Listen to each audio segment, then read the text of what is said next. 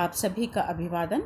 हम महाकवि कालिदास प्रणीत अभिज्ञान शाकुंतलम का अध्ययन कर रहे हैं। द्वितीय अंक का अध्ययन कर रहे हैं। राजा दुष्यंत और विदूषक परस्पर वार्तालाप मग्न है। शिकार के लिए, मृगया के लिए उद्यत दुष्यंत ने विदूषक के कहने पर अपना मृगया का विचार त्याग दिया है और समस्त परिजनों को वहाँ से अपने अपने स्थान पर भेज दिया है।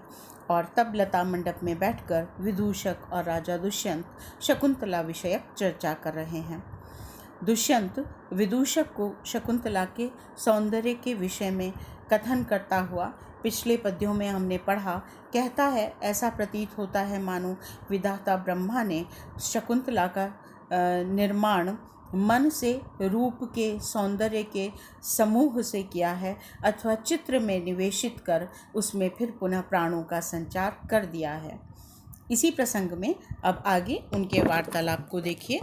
विदूषक कहता है, यद्येवं, यदि ऐसा है तो प्रत्यादेश इदानीम रूपवती नाम, इदानीम इस समय, रूपवती नाम समस्त रूपवती स्त्रियों का प्रत्यादेश हो गया है, तिरस्कार हो गया है।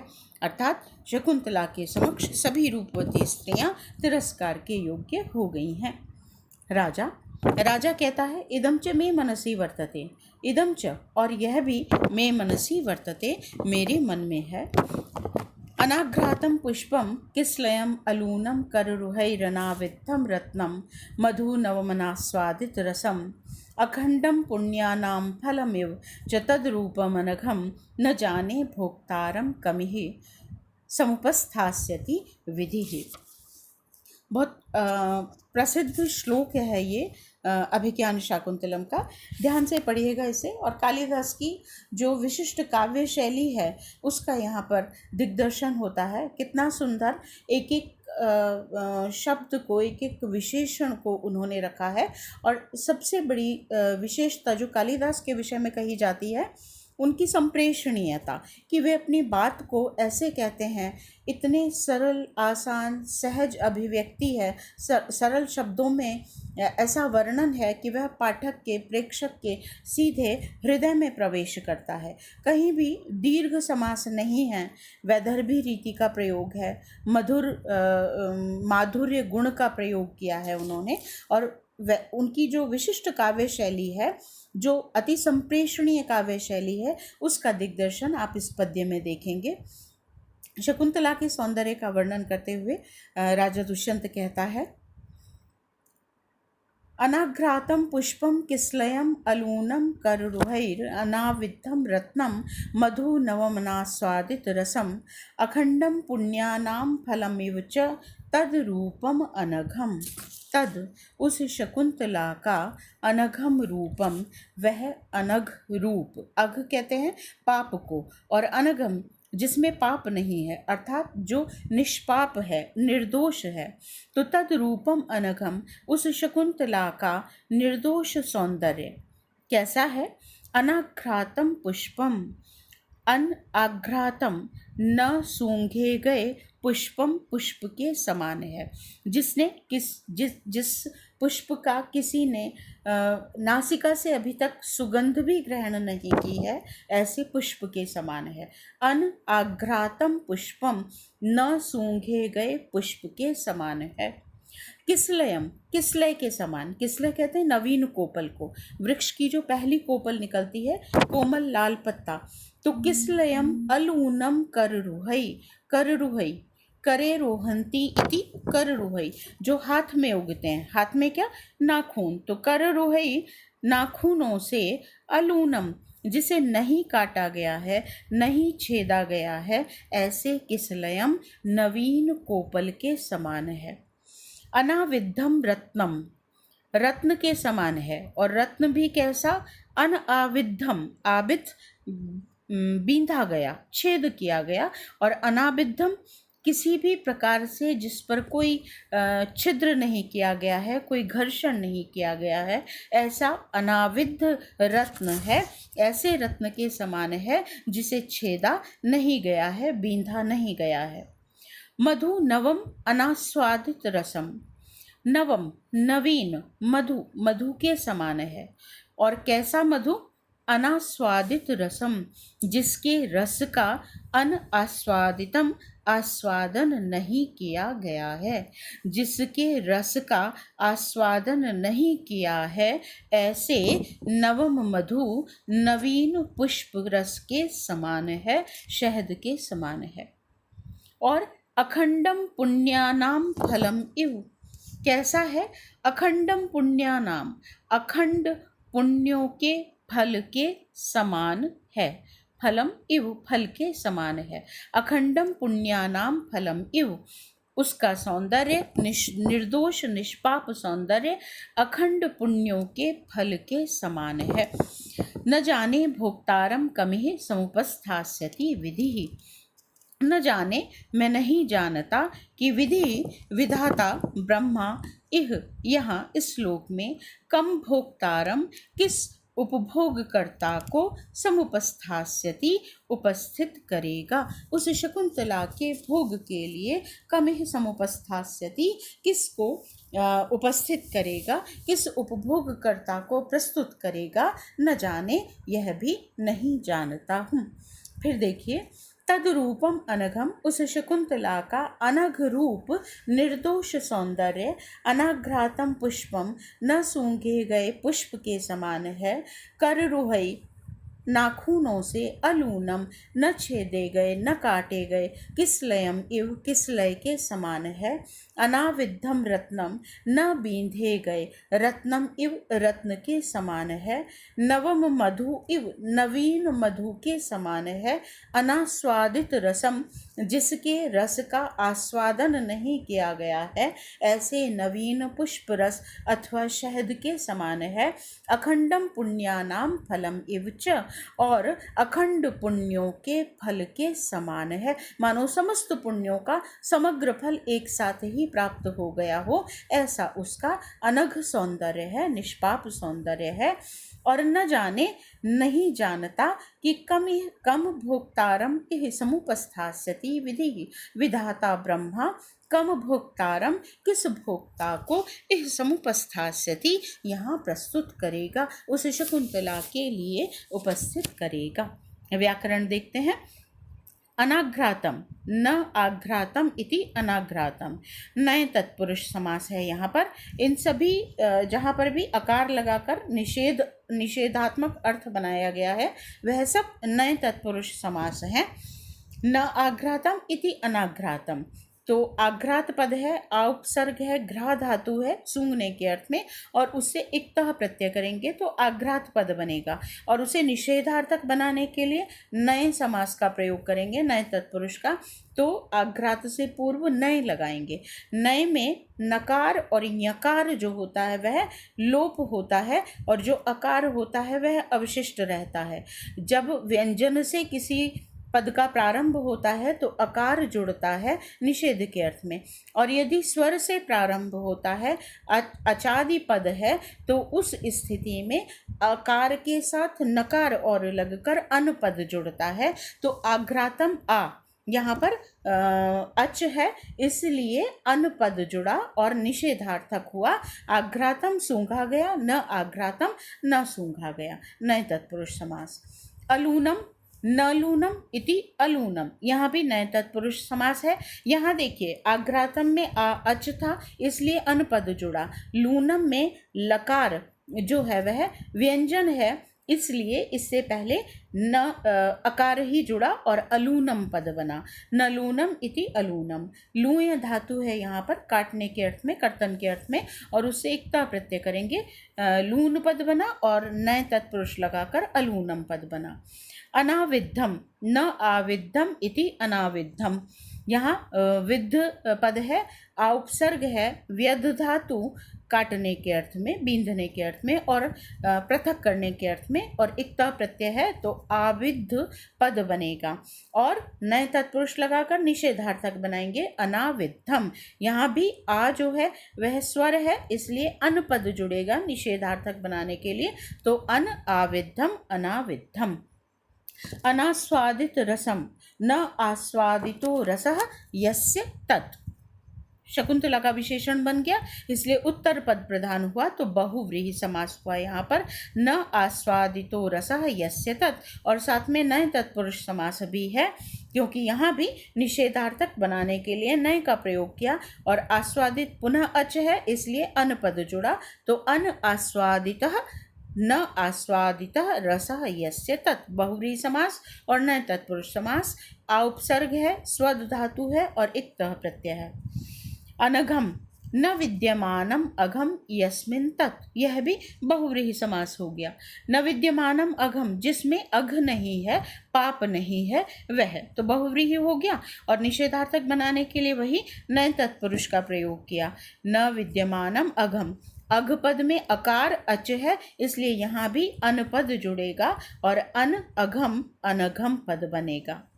कररुहई करे रोहंती इति कररुहा, जो हाथ में उगते हैं, नाखून, और तई, तो तृतीया बहुवचन का रूप बना कररुहई, करे रोहंती इति कररुहा, और तई तृतीया बहुवचन का प्रयोग हुआ कररुहई। कर यहाँ पद है, उससे रूह धातु और फिर क प्रत्यय करेंगे तो कर रूह बनेगा, और तई अर्थात तृतीया का बहुवचन कर रूहई। भोक्तारम, भुज धातु है, उससे त्रिच प्रत्यय लगाएंगे तो भोक्त्री पद बना, और उसका द्वितीय विभक्ति का एक वचन भोक्तारम। विधि ब्रह्मा के लिए प्रयुक्त, वि उपसर्ग है, धा धातु है और उससे की प्रत्यय करेंगे। की प्रत्यय छोटी ई, जिसे हम कहें ह्रस्व ई का प्रयोग है क के साथ में, तो की प्रत्यय है यहाँ पर। वि उपसर्ग धा धातु और की प्रत्यय विधि ही, प्रथमा एक वचन का रूप। समुपस्थास्यति, सम उपसर्ग है, उप उपसर्ग है, फिर स्था धातु और उसका लृट लकार का रूप है, भविष्यत काल का रूप है। समुपस्थास्यति, उपस्थित करेगा, प्रस्तुत करेगा। जाने पद है, ज्ञा धातु और लट लकार का रूप है जाने। अब यहाँ पर देखिए ध्वनि है इस पद में, क्योंकि यह उत्तम काव्य का उदाहरण है एक तरह से कहें, तो यहाँ पर क्या किन पदों से क्या ध्वनित होता है, एक बार हम उसे देखें।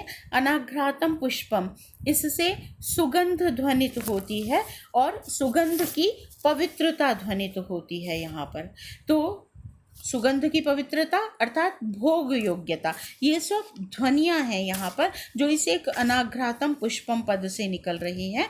तो अनाघ्रातम पुष्पम से सुगंध की अभिव्यक्ति हो रही है, ध्वनित हो रही है सुगंध, उससे पवित्रता की ध्वनि निकलती है और भोग योग्यता की ध्वनि निकलती है। और यहाँ पर चार पदों में चार इंद्रियों का प्रयोग है, तो यह नासिका से नासिका इंद्रिय को परितृप्त कर लेने की योग्यता की ध्वनि यहाँ पर निकलती है।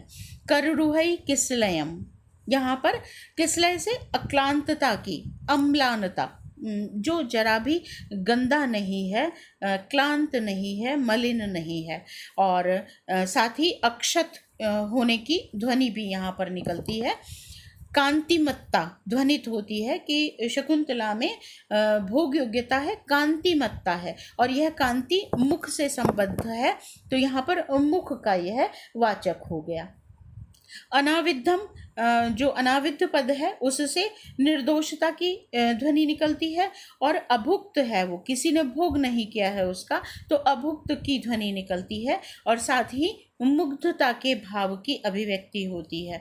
अनाविद्ध है अर्थात मुग्ध है, और यह अनाविद्ध जो है यह चक्षु इंद्रिय से संबद्ध होकर रूप को अभिव्यक्त करता है, अर्थात चक्षु इंद्रिय की परितृप्ति की योग्यता की ध्वनि निकलती है यहाँ पर। मधु नवमनास्वादित रसम, इससे हृदय हारिता अभिव्यक्त होती है, और यह रसनेन्द्रिय को परितृप्त करने की योग्यता की ध्वनि यहाँ पर निकलती है, अभिव्यक्ति है। अखंडम पुण्यानाम फलमेव, पुण्यों का समग्र फल मानो एक साथ मिल जाना, तो बहुत अधिक स्पृहणीयता, अभिलषणीयता, इच्छा करना, अत्यधिक इच्छा करने के योग्य है, अभिलषणीय है, चाहने के योग्य है, ऐसी अभिव्यक्ति, ऐसी ध्वनि यहाँ पर निकलती है। अलंकार देखें तो यहाँ मालोपमा अलंकार का प्रयोग हुआ है। उपमा अलंकार है, और उपमा में जब हम एक ही उपमेय उपमान और एक उपमा का प्रयोग करते हैं तो उपमा अलंकार होता है, लेकिन जब उपमानों की झड़ी लगा दी, एक माला बना दी, अर्थात बहुत सारे उपमान जो हैं वो एक साथ प्रस्तुत कर दिए गए, तो वहाँ मालोपमा अलंकार होता है। जैसे यहाँ पर इव के साथ संबद्ध है, अनाघ्रातम पुष्पमिव किसलयम अलूनम कररुहै इव, कररुहै अलूनम किसलयम इव, अनाविद्धम रत्नम इव, नवम अनास्वादित रसम नवम मधु इव, और अखंडानाम पुण्यानाम फलम इव।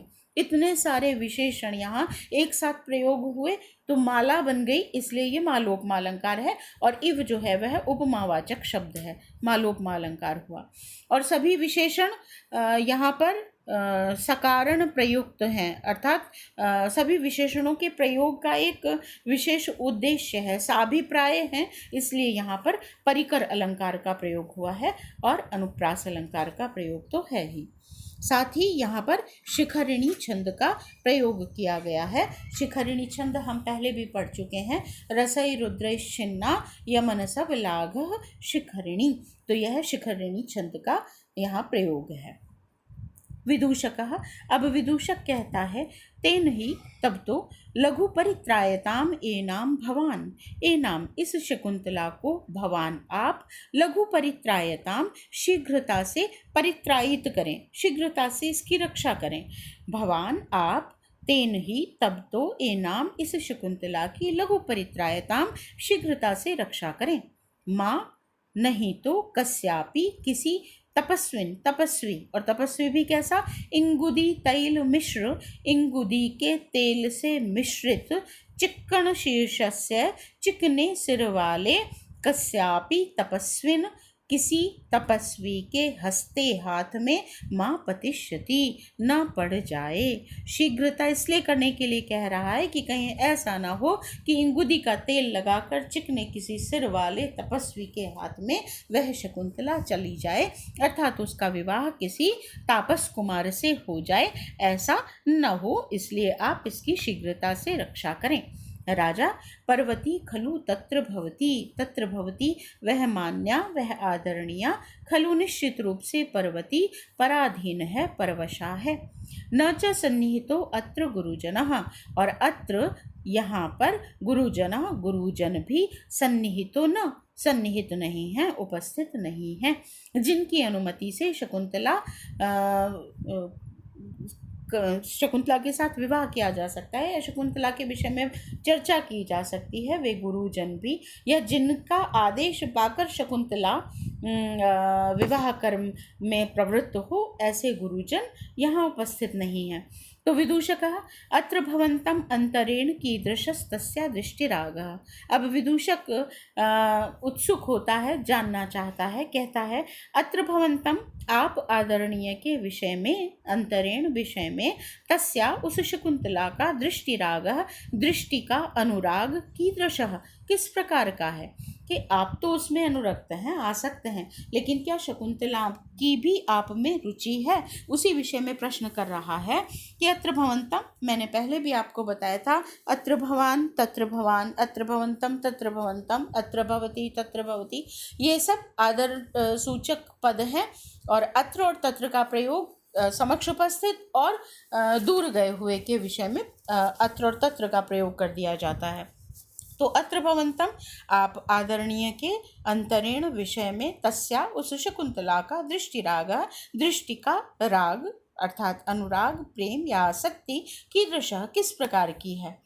राजा, निसर्गाद एव अप्रगल्भस तपस्वी कन्या जनः, निसर्ग से ही, स्वभाव से ही, प्रकृति से ही अप्रगल्भ होती हैं, प्रगल्भ वाचाल चंचल, लेकिन अप्रगल्भ जो चंचल नहीं है।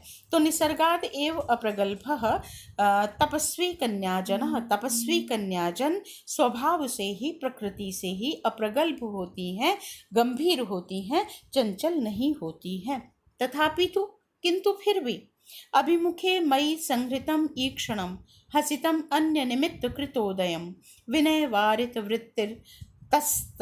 वृत्तिरतस्तया न विवृतो मदनो न च संवृतः। मयि अभिमुखे, मेरे अभिमुख होने पर, मेरे सामने देखने पर या शकुंतला की ओर देखने पर, संघृतम ईक्षणम, ईक्षणम दृष्टि को संघृतम संकुचित कर लिया गया।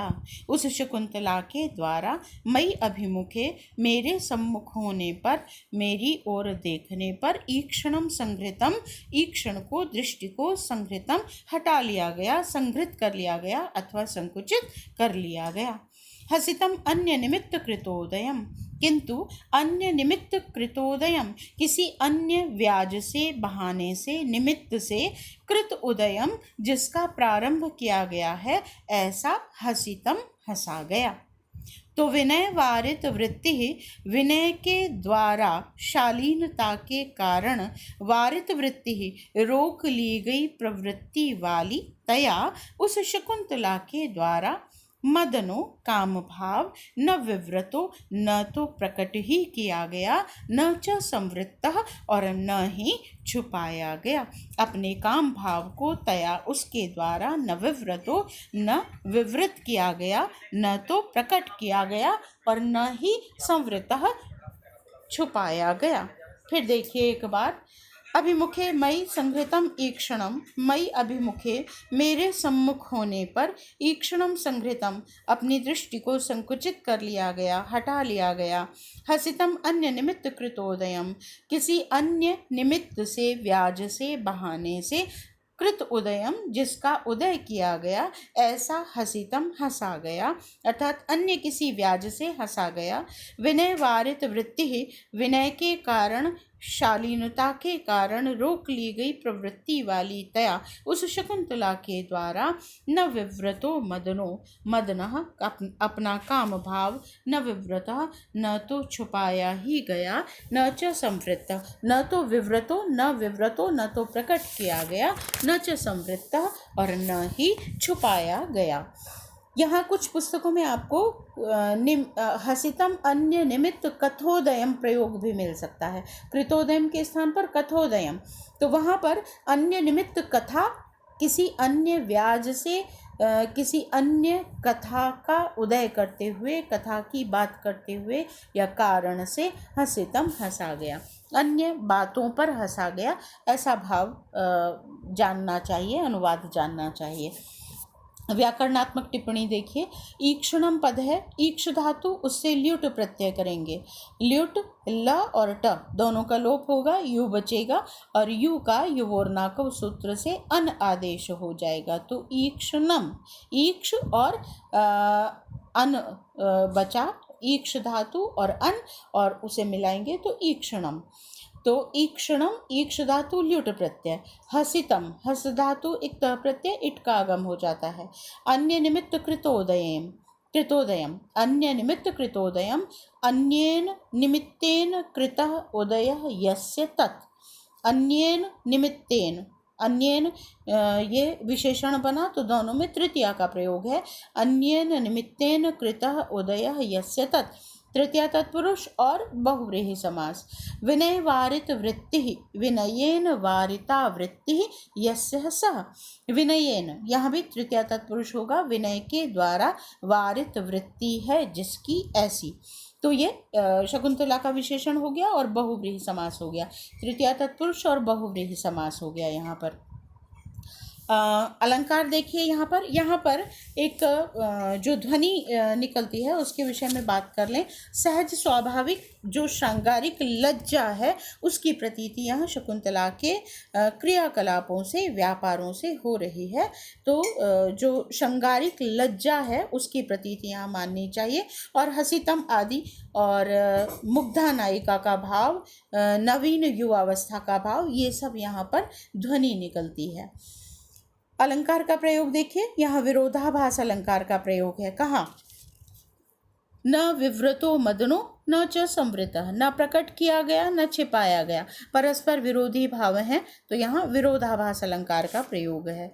और साथ ही न विवृतः न च संवृतः, यहाँ यथासंख्य अलंकार का भी प्रयोग है। यथासंख्य अलंकार जिसे हम कहें क्रमशः, तो न विवृत न संवृत, एक क्रम की अभिव्यक्ति हो रही है, इसलिए यहाँ यथासंख्य अलंकार है। एक ही पंक्ति में न विव्रतः मदन न च संवृत्तः। यहाँ इस पंक्ति में विरोधाभास भी है और यथासंख्य अलंकार का भी प्रयोग किया गया है।